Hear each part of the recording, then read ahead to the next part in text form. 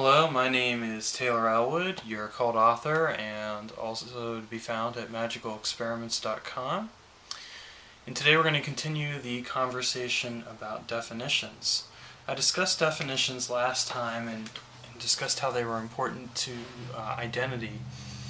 And I want to unpack that somewhat further because when I talk about definitions, what I'm really talking about is basically, I'm not just talking about what you find in a dictionary where it says water is H2O, or a box is a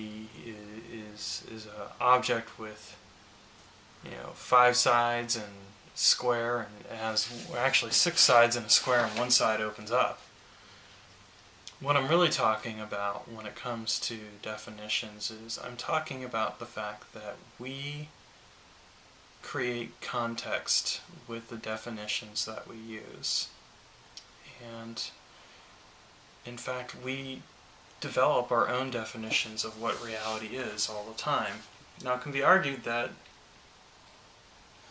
there is an overall objective reality, and that when someone says the wall is white and other people agree the wall is white, that makes that definition more real than anything else. But remember, those definitions are based on perception, on observation. In fact, every single definition is based on observation. A lot of people tend to think of definitions as descriptors of essence of what something is. In fact, that word is a rather prevalent word. I've used it a number of times already. But definitions are really observations that we use to explain why the world is the way the world is, why the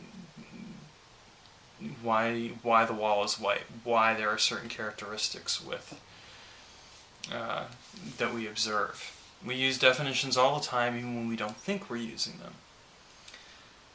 And I would argue that to really understand magic and really be able to actively use it, we need to understand not just our definition of magic, but also understand how we use definitions to conceptualize the world around us, to organize and categorize and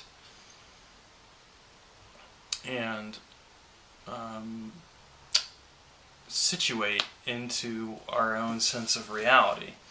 And that when we start to look at definitions, then we also begin to look at how they are relevant to our magical practice, because if I'm using a definition to conceptualize my reality, to basically explain what my reality is, then at that point a definition becomes an integral part of the magical process, because if I want to make a change in that definition, I need to understand what it is that I'm defining in the first place and how I want to change that definition.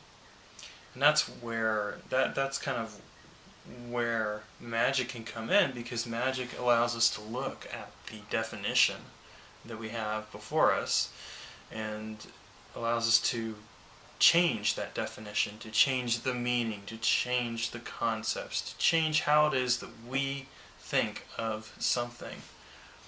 We then use magic to do this, and the result then is a change in the process that allows us to change reality, or change rather our understanding of reality and how that manifests in our lives.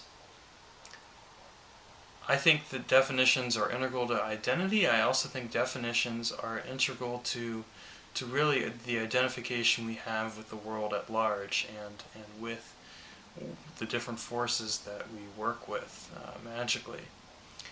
When I'm choosing to work with a particular spirit, or if I'm choosing to work with a situation and I want to employ magical energies, I have to think about how what I'm using changes the definition that I'm dealing with, the definition of the situation or person or what have you.